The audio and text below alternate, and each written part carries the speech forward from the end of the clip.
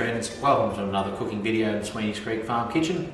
This is another video in a series that we're doing, playlist above, making use of some plums that we were able to source from a local grower in Vinegar, and we're working our way through a number of different recipes. This one's another great sauce recipe. This is Hoisin Sauce, really good with all sorts of meats and has that really nice authentic Asian flavour. Ingredient list, again, it's quite a simple recipe: plums, onion, garlic, ginger, chilies, soy sauce, rice wine vinegar, star anise and some caster sugar.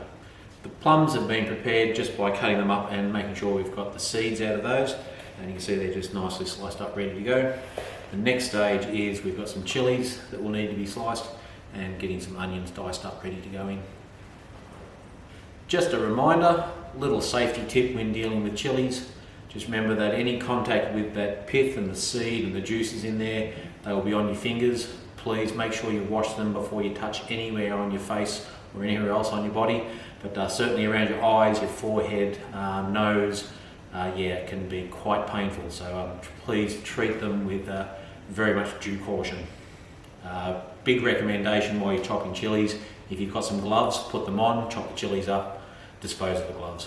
And another tip with them as well is that they have a great resource inside them, which is the seeds. Those seeds can be harvested and dried and then planted to grow your own chili plants, something that Sweeney's Creek Farm is doing currently. So I've got two types of chilies here. I've got 3 of the red cayenne chilies, and then I've also got a little habanero, one of my favourites. Preparing chilies, just take the end off.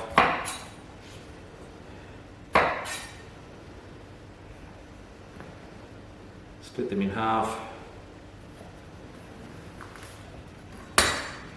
That's those seeds and pith in there, that's where a lot of the heat is.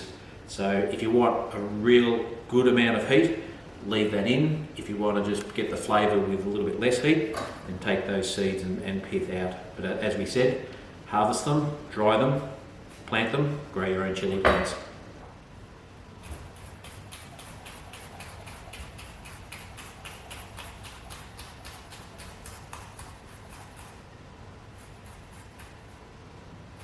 Now that I've completed that step, the next thing I'm going to do is to wash my hands with hot soapy water. Make sure I get rid of all that chili residue on my fingers before I accidentally scratch my eye or touch my forehead.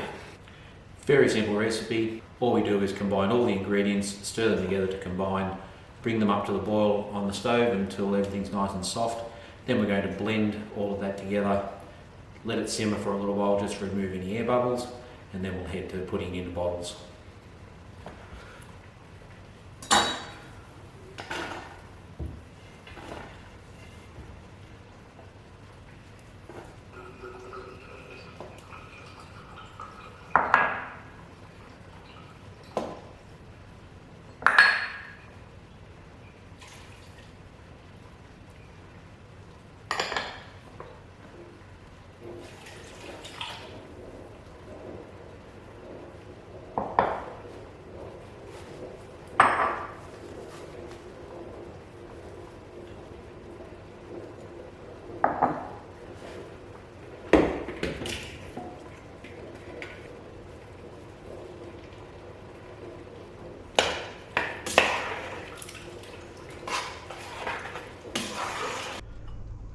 Okay, the hoisin sauce has been cooking away there till everything's gone nice and tender. You can see the plums are starting to fall apart.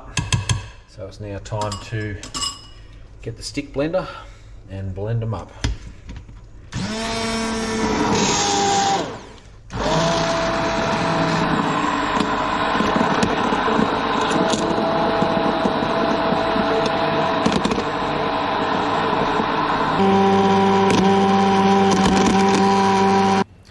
Here we are, it's the day after, and all of our sauces are now done.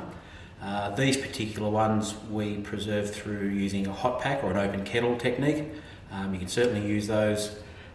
These sauces and that can be preserved through any method that you want to do, whether that's a water bath or a Fowler's, or again the hot pack or open kettle technique.